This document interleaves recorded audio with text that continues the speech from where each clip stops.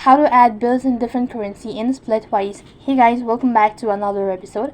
In this following tutorial, I'm going to show you the ways to add bills in different currencies in Splitwise. Now Splitwise supports adding bills in different currencies, which is particularly useful for groups or individuals who are splitting expenses across multiple countries or regions.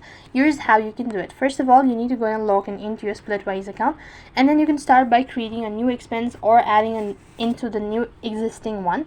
I'm going to go ahead and create the new one and then type in the information. Then you need to enter the particular person or the user that you wish to split bills with, and then enter in their email address. After that, you need to press the invite button. Now go ahead and enter in the description and go ahead and enter in the exact amount.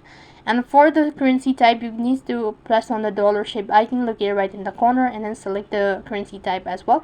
And you need to go ahead and select paid by you and split equally or maybe what sort of things. And then click the tick icon located in the top right and click the OK button. And then you'll have successfully split the bill or added the bill in different currency in Splitwise. So that's how you can add bills in different currency in Splitwise. That is all for this video. I hope the video was helpful. Make sure to like, share and subscribe to our channel. Thank you for watching. See you in the next video.